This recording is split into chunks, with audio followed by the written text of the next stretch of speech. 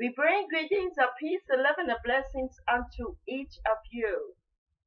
This is the Queen Mother Kradin, and we come to you with peace, and we are praying that each of you are having a wonderful week. As we go through this weekly address, we do have some new information, and there are some things that we cannot report at this time because we are not at liberty to do so.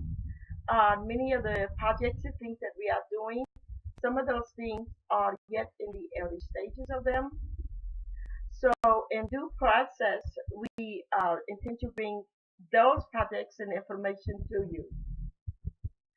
At this time, some of the things that we have not spoken about is concerning sponsorship, exactly what it is and what it means. And of course, we're not going to take up a lot of time. We're going to give you the short version of it. Um, the first thing about sponsorship that a lot of people don't understand is the great responsibility that comes along with it.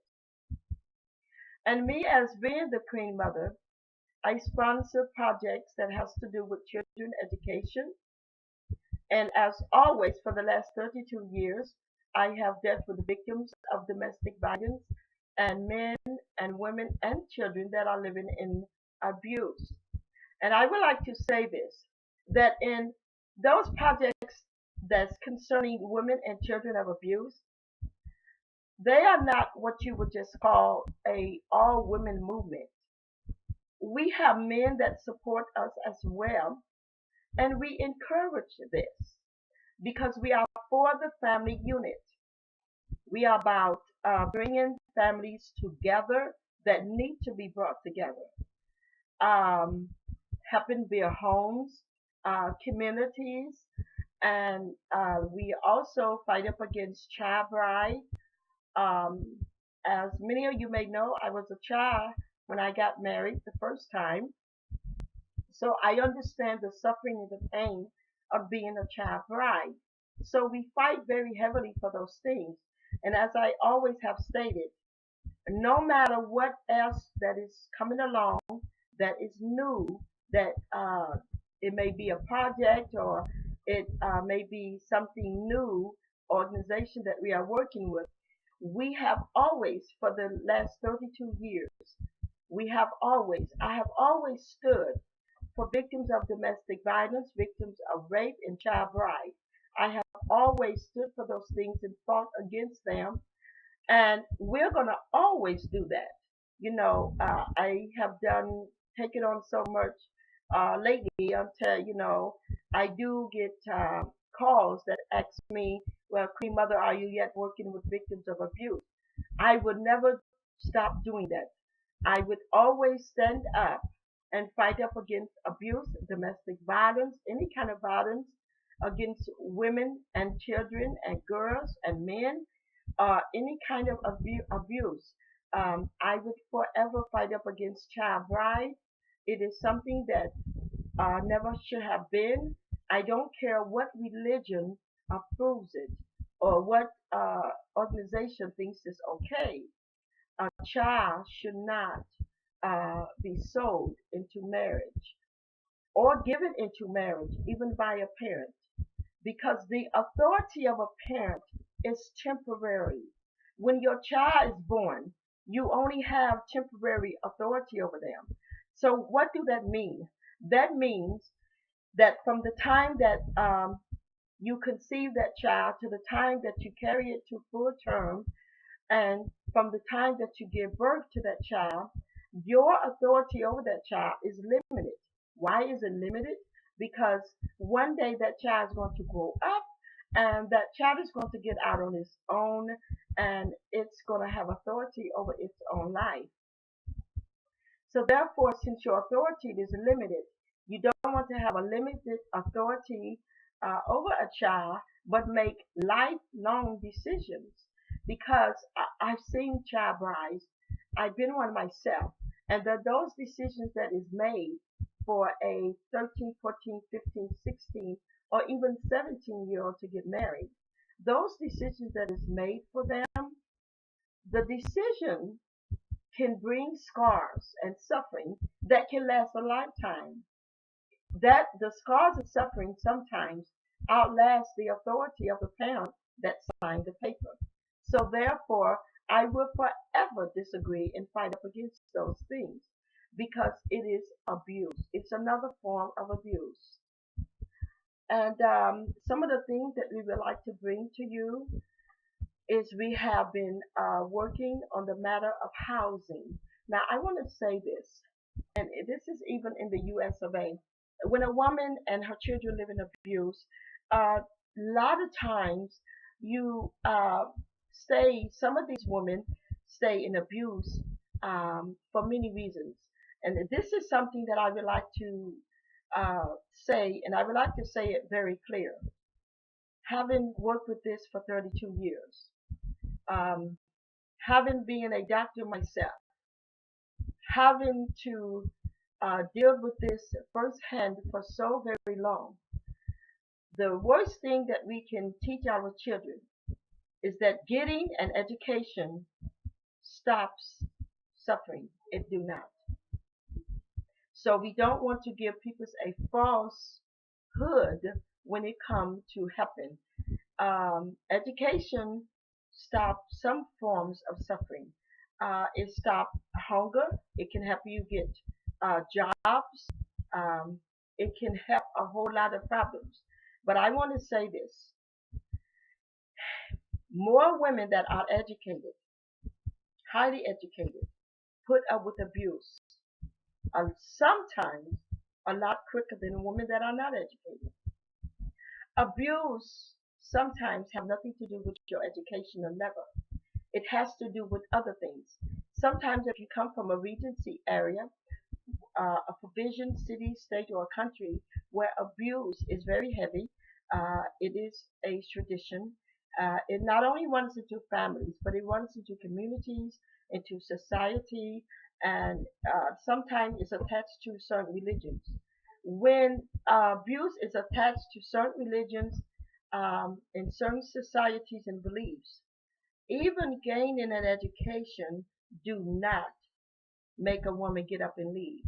Some women are doctors, judges, they are lawyers, very educated women, and they stay in abuse. They are beat by their husbands, and many of them stay into the marriages for 20, 30, sometimes 40 years. I knew women personally that was married for 40 years, very educated, very intelligent, and they put up with abuse for 40 years. Some of these women was my family members, so this is very true. And some of these was women that I worked with. So we don't want to give people some falsehood. Education is extremely important, but it is not the key to end violence.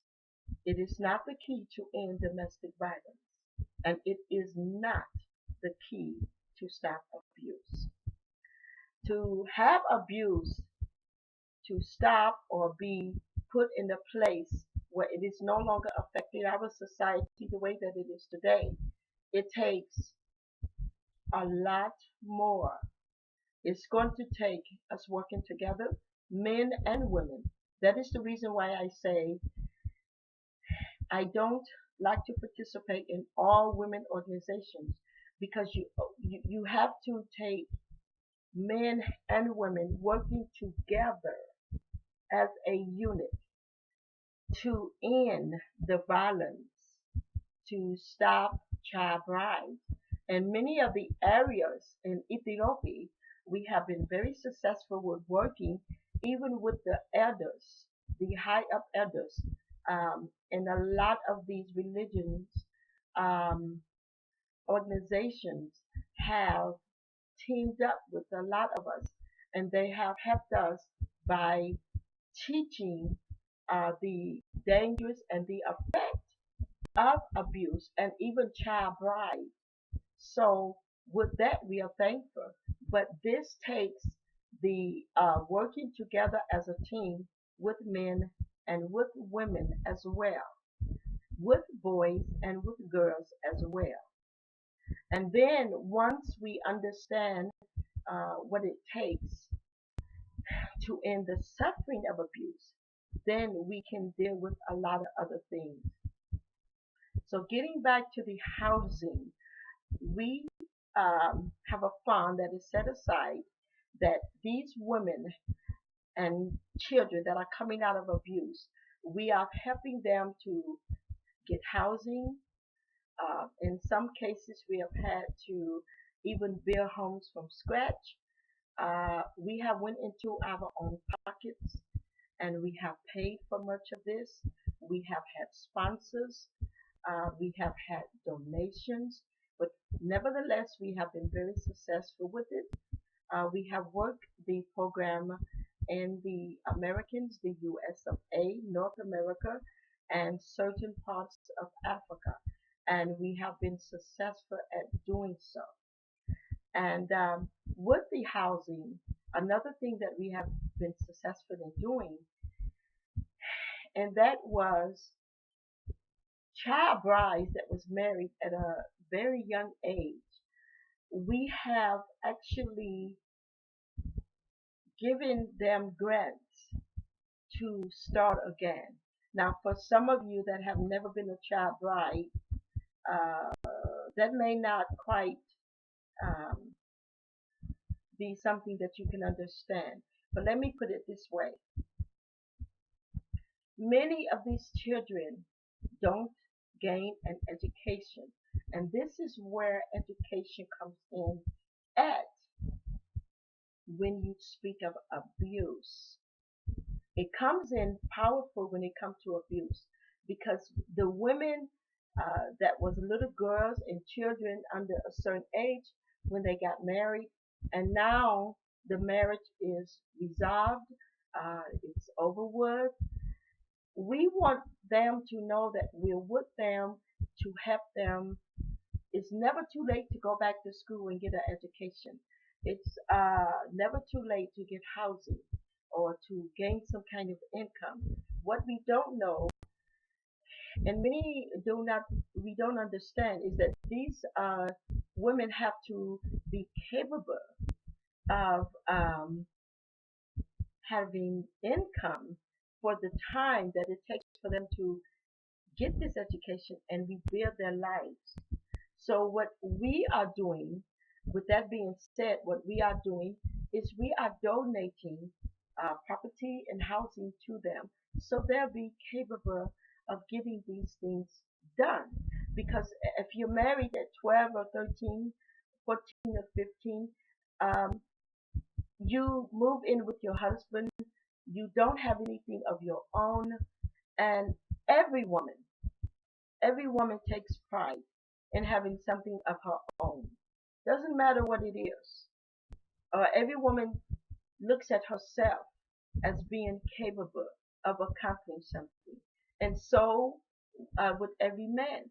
So when you take this from a human being, it really can weigh very heavy on their mental state of mind.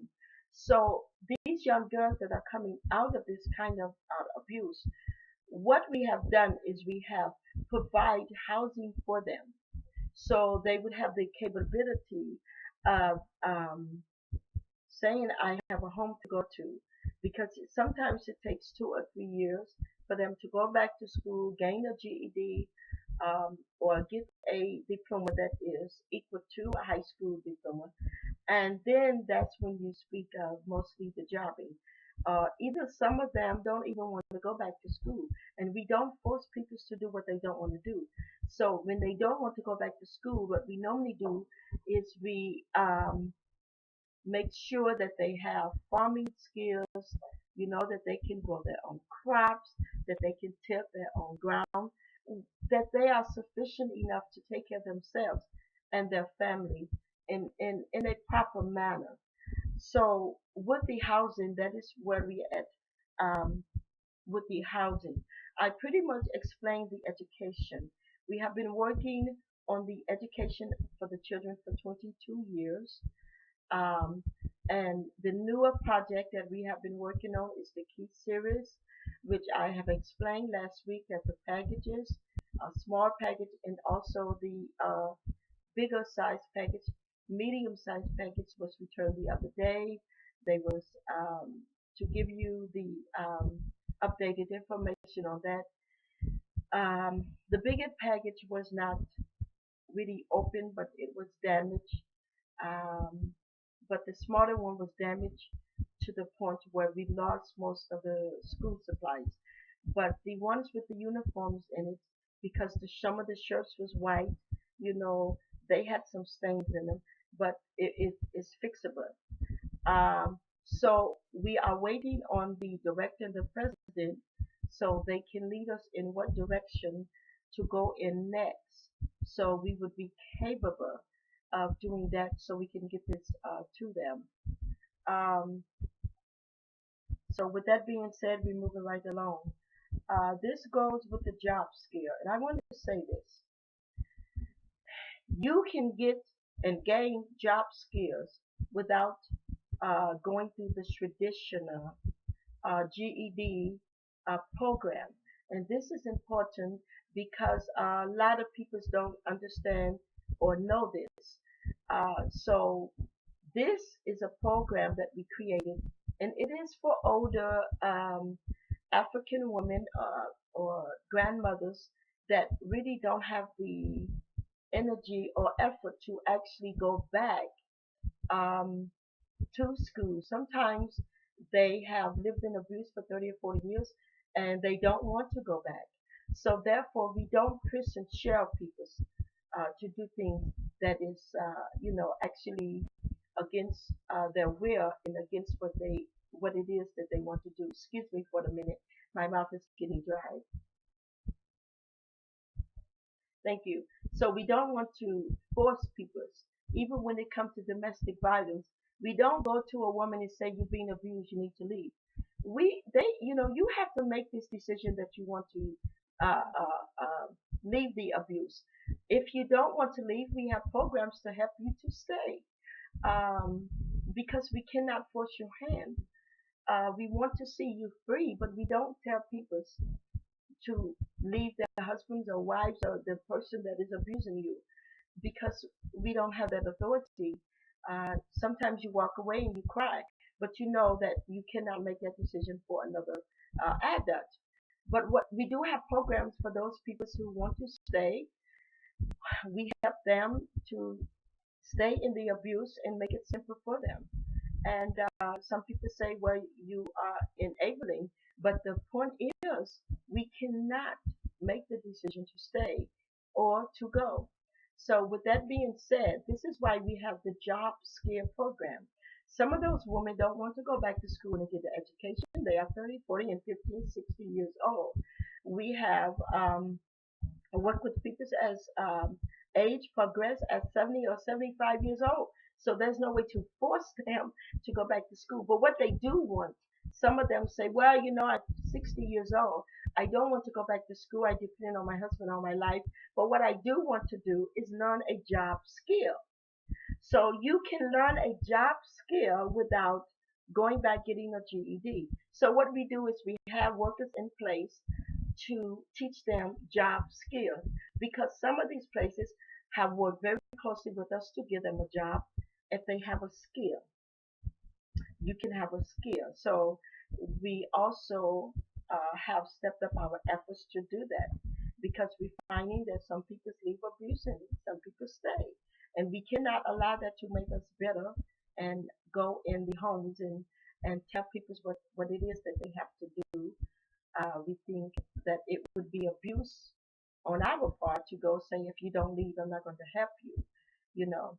So that is where the job skill come in at because some have asked earlier, about the job skills because it seems people are very, very, very interested in that. And you don't have to be a victim of abuse to gain a job skill. Many of these farmers that are making good money, many of them don't even have a high school diploma because they're going back on everything that they have and everything that they know. And I'm going to say this. When you work with victims of domestic violence and child brides and people who have been raped and beat, When you work with those people, you learn how to deal with all types of people, all types of situations, all types of issues, all kinds of problems. You don't focus in on one thing. And the reason you don't is because you can't.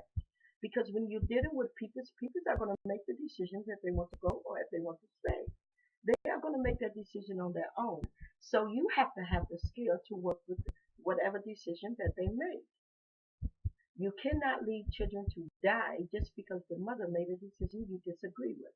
So we teach our workers, our field workers, all kinds of skills, and so they can understand and they get a sense. You go into this, many people have went to work for New Life International, and they have said to us, Queen Mother, I came into this job thinking one way, but after working with these people for so long, I see what you're saying. So sometimes a person just needs a little bit more experience to have a better understanding what it's like to deal with this kind of work. The other things that I believe we have touched on those things. Some of the other things that we had to focus on was our food programs.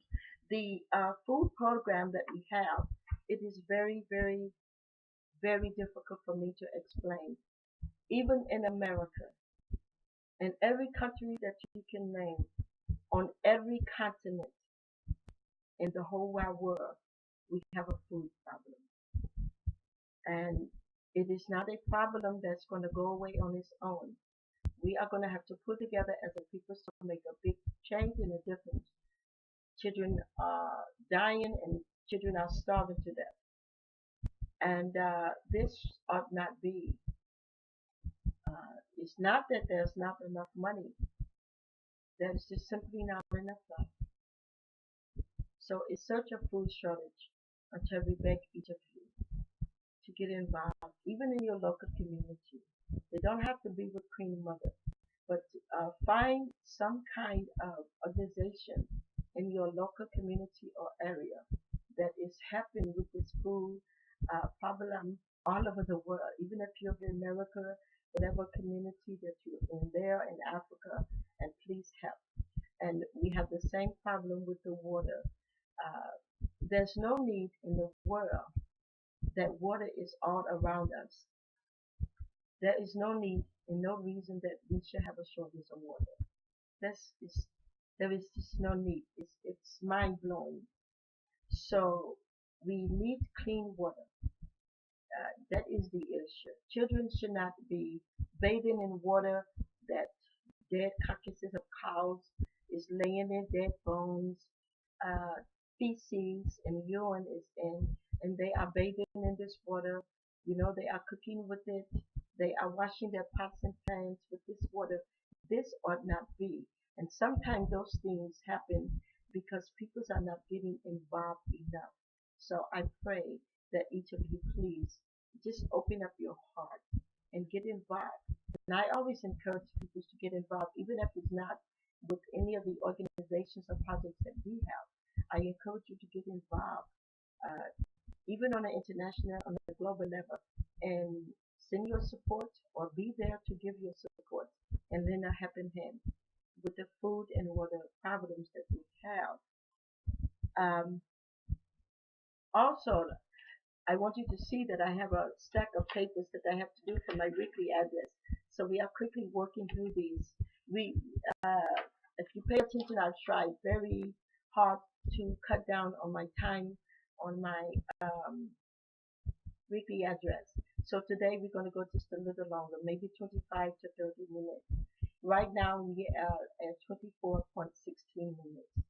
So I also wanted to say, as far as we was talking earlier about the child bride and the children being married at a particular age, and I want to say this: we know that we have a problem that has been in Africa for a very long time. Children are sold into marriage.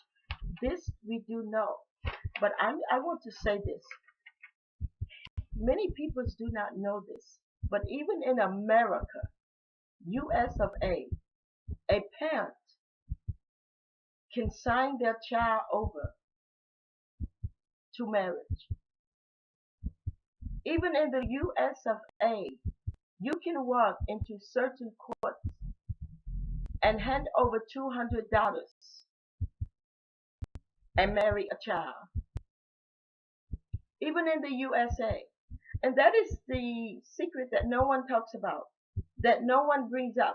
So when you say child marriage, they focus in on other countries, and they focus in on other, so many religions and other things. But in my hand, I have a list,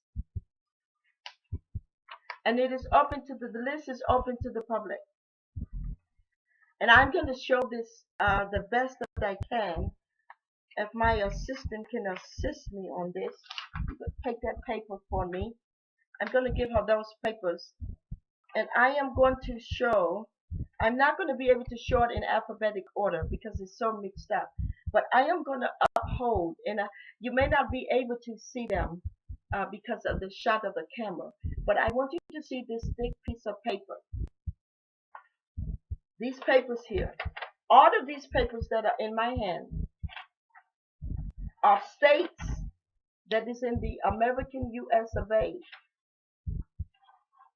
where children, young children, as you might want to call them teenagers, can be signed over by their parents for marriage. Because we have highlighted it so much in other countries. And they don't speak of the problem that is right in the US of A.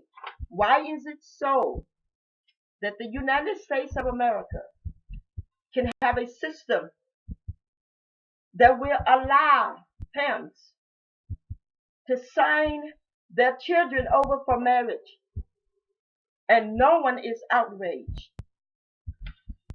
But when it comes to other countries, they shine the spotlight very bright on this issue, and they talk about it. So now it is time that child marriage ends, not only in foreign countries, not only in Africa and in other countries, but also it is time that it ends in the US of A. So we want you to strongly think of that. Wrongdoing that is hidden is more dangerous than wrongdoing that is brought to the opening. So this is not just about America, but this is about abuse of our children. It matters not what country it is. No child under the age of 18 should be capable of being called a husband or a wife. And no parent should have the right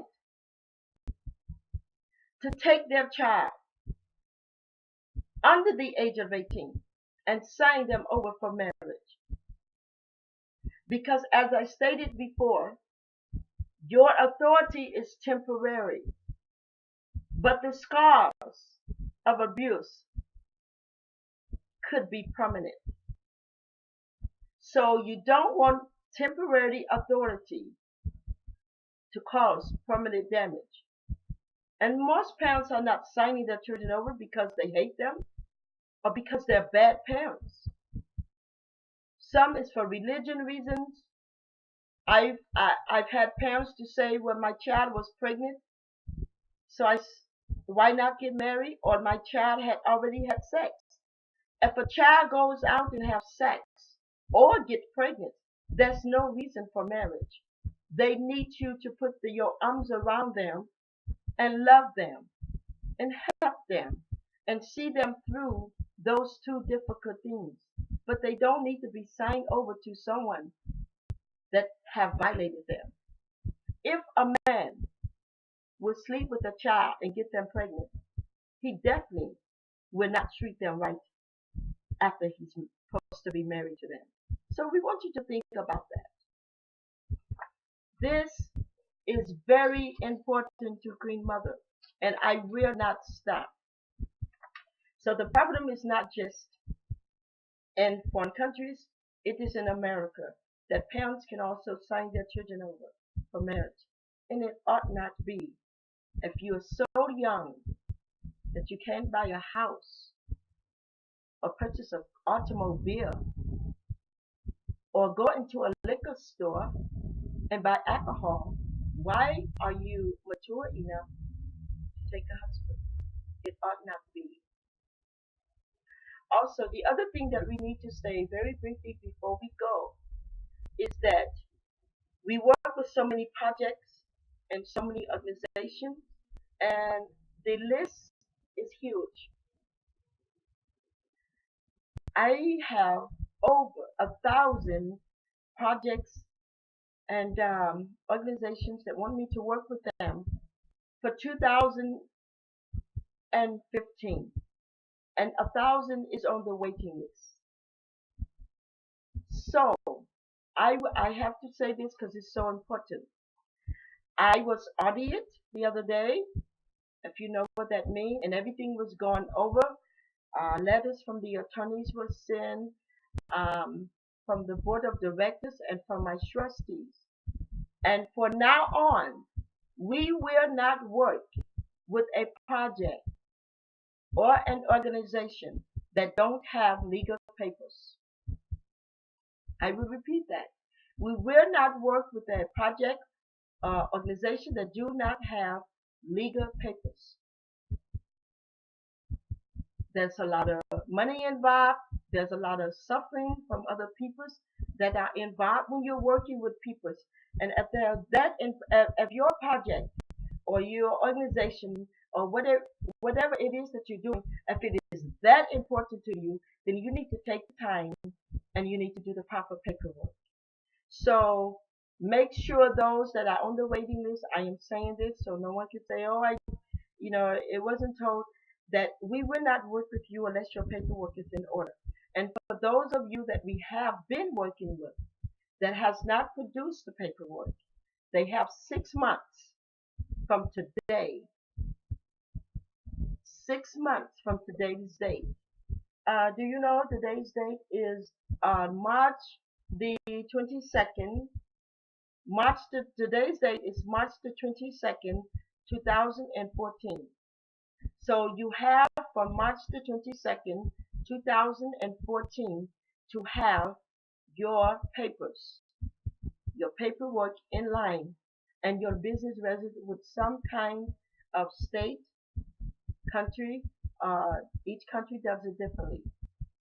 And we will honor our work for 6 months for those who have not shown us those papers. We would honor it and give them 6 months to do it. This is the words from the attorney and from the lawyer. And I want to say this very briefly. I am the Queen Mother. Um, but I don't run the organization, the companies by myself. I have people that tell me what to do.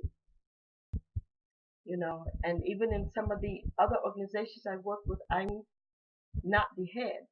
I am the Queen Mother. And even when I'm working in the capacity of the vice president, I yet work in harmony with the heads up. And I want you to know that this is from the head up. This is from the Treasury Department. We will no longer work with anyone that don't have their project or their business registered with their local city, state, or country.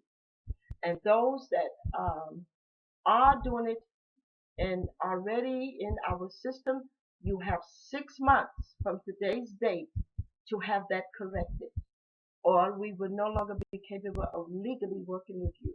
So when the law says we can't do it, then we won't do it. Now, you don't necessarily need a 501c, but you have to have your registered papers. Okay, because that is what the attorneys and the treasurer and everyone is calling for, and they are calling for this because the attorney said that this is what they must have. So I believe that I've covered everything. If there is something else that I need to get to, it's now 7 minutes. If it's something else I need to get to, I would do so in the next week with the address. We thank each of you for your time, peace, love, and blessings, and love for Africa. Thank you.